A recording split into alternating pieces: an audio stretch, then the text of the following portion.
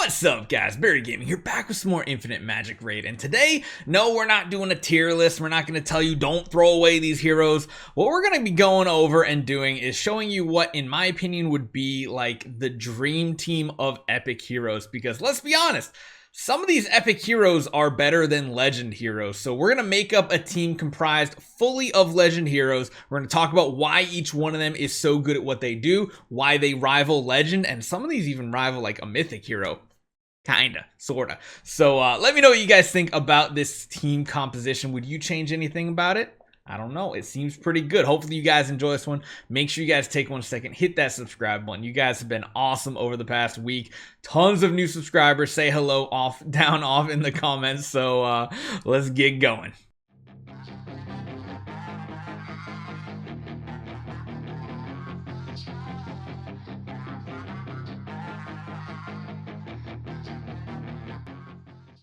Starting off, my man Holder. We're going to go over the damage dealers first, but yeah, if you haven't realized, everybody loves Holder. He is absolutely amazing. He's better than a lot of the legend damage dealers in this game. Why is he so good? AoE damage is supreme when you're trying to clear out waves of 5 enemies constantly. We've briefly gone over his skills before. I'm going to talk about it a little bit here as well. The one reason why I'm saying early game these epic teams can be so good is because you can get multiple copies of them and get their exclusives leveled up very fast. Exclusives not only like modify abilities, it also gives you flat stat buffs as well, which is huge. I think it's like 6% per level or something like that. So it's really, really huge. His basic attack doesn't do that much. He has a chance to inflict a bleed effect, which the more debuffs, the better, as always. Hits a couple times, nothing super amazing, but his Death Storm ability is great because it deals 2 stages of 50% attack damage each to all enemies. This is where that AoE damage comes in with a 20% chance to inflict another layer of bleed, which is really cool. His passive ability deals more damage to any target with bleed on it. That's what all of our damage abilities do.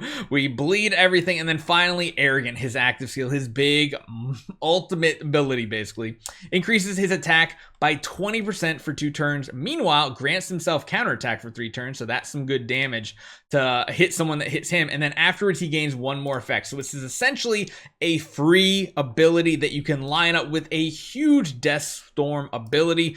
Very, very good overall. Like one of the best damage dealers in the game, even like when you compare him to like a lot of the legend heroes, like I said. So number 1, your main damage dealer on this perfect epic free-to-play style team is Holder.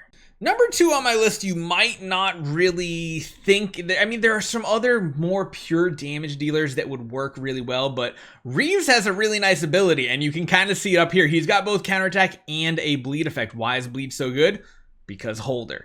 So let's go over his abilities right here. Deals 2 stages of 60% attack damage to a single target with a 20% chance to inflict a bleed. That's almost identical to like Holder's ability right there on the basic attack. His dual blade force grants himself counterattack for 3 turns. Meanwhile, grants self hit effect up, increases the chance, and yeah, it's just very, very good.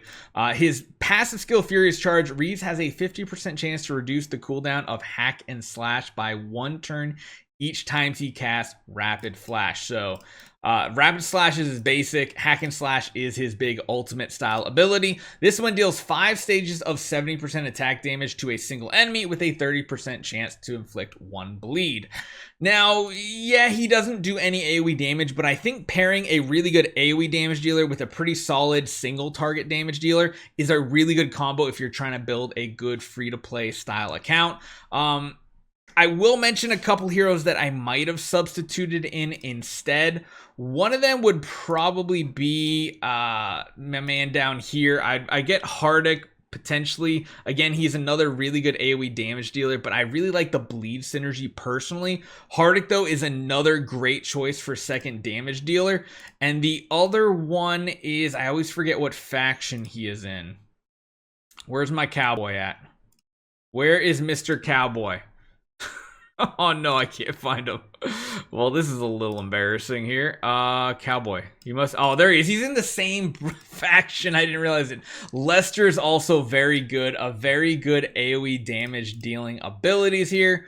Doesn't really have much utility besides that, but I would potentially pick Lester as another one. But being that we have Holder, I just really like that synergy so much more because, I mean, at the end of the day, where's Holder? Where is he? Where's Holder at? He's just by far the best epic hero like in the game. Now, you might have noticed we only mentioned 2 damage dealers. What we're going to be doing in this style setup is running like a 2 damage dealer setup, 1 AoE, 1 single target. We're going to be building Whim, of course. You guys know how much I love Whim and how amazing he is. If you haven't known already, hopefully this helps you make sure you don't feed his copies, because I've heard plenty of people say, oh, Barry, I fed 2 copies of Whim off and now I hate myself. Okay, keep him around. He's amazing. We'll go over him really quickly, but the setup we're going to be doing is a tanky hero with shielding and then a 1 or 2 support healing hybrid type heroes as well, just because they are just so good at their job.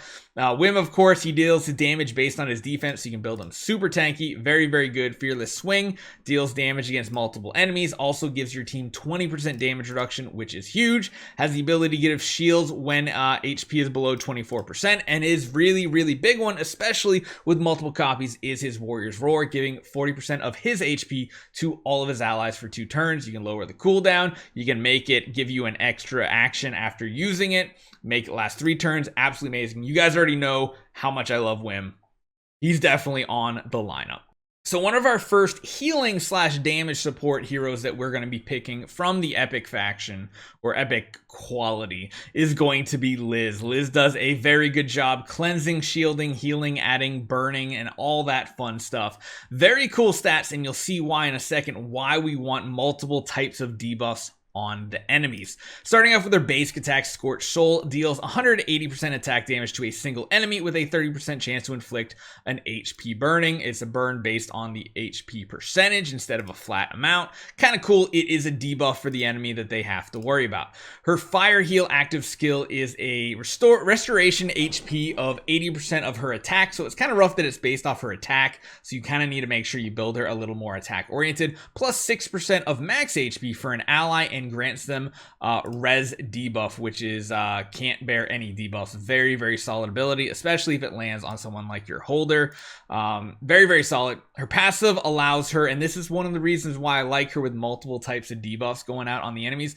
Liz restores HP by 3% of max HP for every 1 debuff inflicted on an enemy, which means even if you build her very attack oriented, even if it's not her turn, she's able to heal herself and keep her alive and keep herself going through these battles. Very solid. And then Resurrection, her active skill, restores HP by 10% of max HP for all allies and cleanses 5 layers of dot debuffs. That's pretty crazy.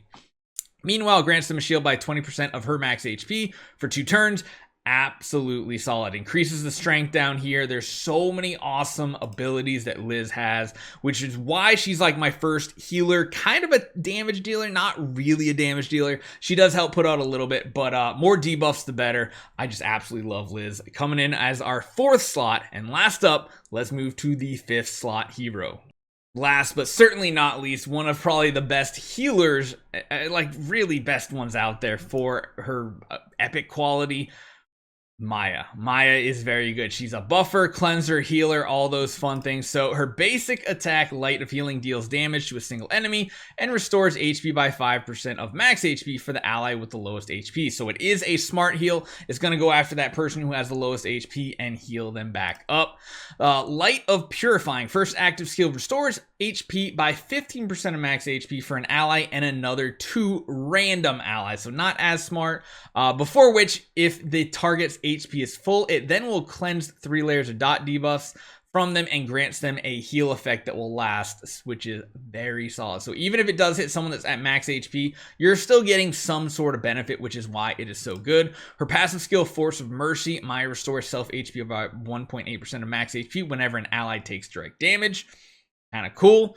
And then of course Sacred Light, her active skill. This one's pretty interesting. Maya loses HP by 35% of max HP, so she hurts herself, but then restores all allies, including herself, 3 times, each time restoring 8% of max HP. So Before the first regeneration, if the target is already at full, they are going to be getting a 20% damage reduction. If before the second restoration happens, they're also going to be getting a shield by 15% of max HP for 2 turns. And then the last one, if that one's there too, they basically make them immune to buffs for 1 or debuffs for 1 turn. Very good. Can be lowered down. Getting her exclusive up to level 2 is kind of cool because it makes it so that she doesn't lose as much HP, and she gets that third trigger, the res debuff. She will guarantee proc pretty much if she started at 100% HP. You know what I mean? But yeah, that's my team. So let me know what you guys think about what I came up with. What do you come up with, or what are you using that is having some amazing success, especially for the free-to-play players out there? We're gonna try to give you guys as many not utilities, as many resources as possible to make the right decisions to build your free-to-play account. We have a wish event coming later today, which is pretty cool. You can do some more summons, get some bonus rewards. Let me know who you summon for. Hopefully you guys are enjoying Infinite Magicraid. Again, if you want to play on PC and have a lot better ways to use up all that energy, go to that link in the description, download BlueStacks, download the game, have some fun on your PC, and also hit that subscribe button. I'll see you guys next time.